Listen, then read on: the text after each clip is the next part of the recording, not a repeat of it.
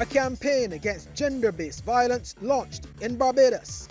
Preparations underway for a much more attractive Independence Parade. And in sports, Australia, the women's T20 world champions once again.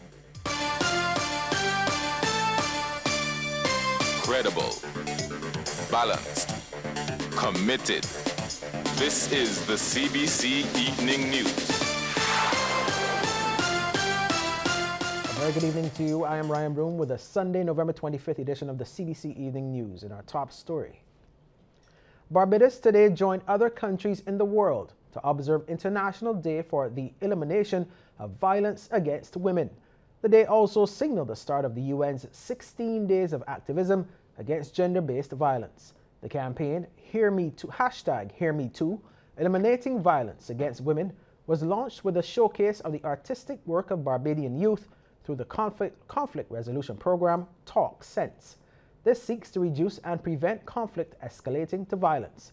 The launch took place at the Barbados Museum and Historical Society, and MAIA, head of the Cooperation for the European Delegation to Barbados, the Eastern Caribbean and CARICOM, said his delegation has an action plan to promote gender equality. It goes beyond domestic and sexual violence to include also the fight against harmful practices, such as child marriage, female infanticide, and female genital mutilation. We all know that gender-based violence has many different expressions, which will differ depending on context and culture. It is important for us to address it globally, but with activities that are relevant, that are pertinent to the local context.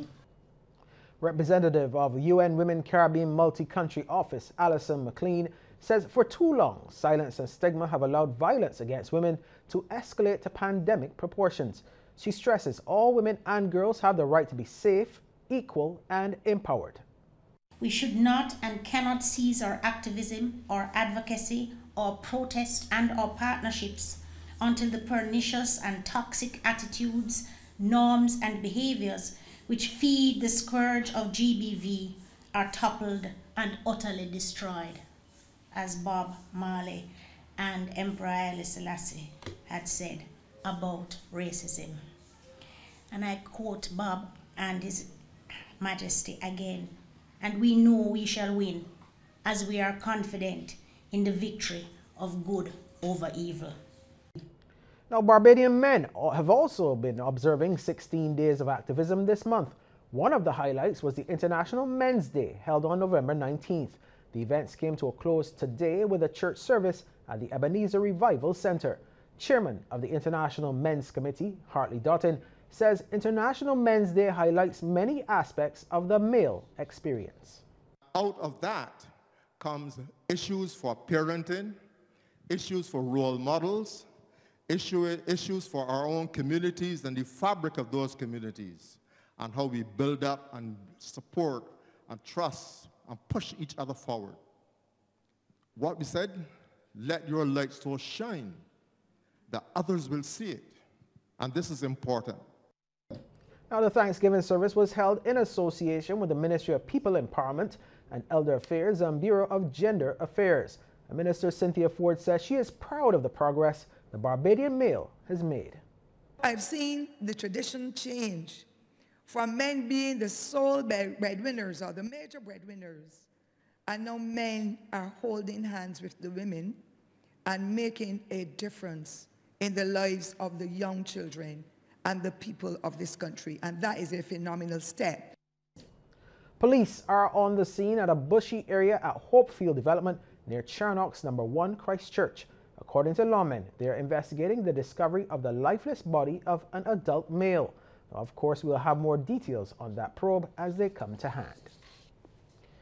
The financing agency Fund Access is being asked to step up its game, even as it's on course for a record year of loan disbursements. The entity is a developmental financing agency for micro, small, and medium enterprises in Barbados. And last evening, it hosted the last of 3 mix and mingle events for this year, which were designed to showcase client products and provide an opportunity for networking. It was there that Minister of Small Business Dwight Sutherland paid tribute to the agency for its 2 decades of support to hundreds of businesses and entrepreneurs. He also served notice that it will be called upon to do more. I want you to shift another gear. Indeed, many things are indeed calling for your attention. And in the coming weeks, we'll be sitting down with the CEO and the chairman and the board to discuss how we can indeed move it to the next level. You have geared yourself up with increasing your offerings, your business pros and your business escalator and facilitators and business pros. And I indeed think that this entity is well placed and well positioned to do more for entrepreneurship in this country. Now, in his address, Fund Access Chairman David Simpson said 2018 could very well be the agency's best year for loan approvals. We are on track to do better than 2012, I think it was, or 2011, which was our best year, because to date, which is up to November 14th, we've disbursed $5.3 million in loans, and the disbursements for the entire of 2011 were $5.32 million. So I expect that by December 31st, we will have surpassed that and made our 20th year of existence our most successful in terms of amount of loans disbursed in total. Some independence-related news now. The change of venue for this year's Independence Parade is intended to make it more attractive to the public.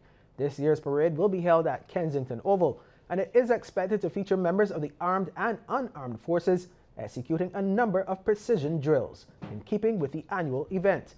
Now, speaking at today's rehearsal, Chief of Staff of the Barbados Defense Force, Colonel GLYNE, said the location and activities planned are meant to breathe new life into the celebration. The change in venue is designed to give the parade not just a renewal, but to make it more inviting and more attractive to the general public. Of course, we know that the garrison is pretty much a staple, loved by all Barbadians. We thought that coming to the Oval this year would give it an additional lift, a renewal, a fresh opportunity to bring more Barbadians into the arena, into the participation, to be more patriotic. And I know, and we are all very confident that this year we'll see even increased numbers. And Colonel GRANNUM says despite a few hiccups, they're confident of putting on a show the public will enjoy. A few hitches, as could be expected, in terms of bringing the complex range of production pieces, parade ceremonial elements together. But we are working comprehensively to make sure all the various parts link together and that we provide the spectacle that Barbados has known and grown to love and to come out to on Independence Day. Barbadians continue to express an interest in learning Mandarin and Chinese culture. That's according to Zhu Shi, charge d'affaires of the Chinese Embassy.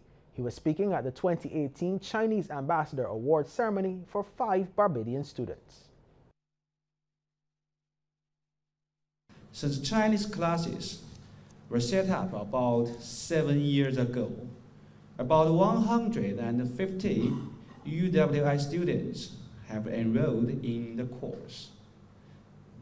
The UWI Cape Hill Confucius Institute, since its establishment in 2015, has offered Chinese courses and training to about 4,000 people.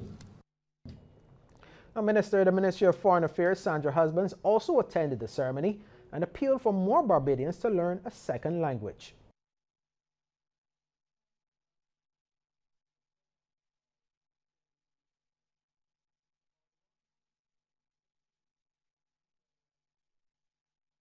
Learning new languages opens up the world to us, and we heard it in what you shared in your experiences as you visited the Great Wall and visited the various Chinese cities. Your world was expanded. It allows for exposure to new opportunities in business and to personal growth. It allows for deepening cross-cultural understanding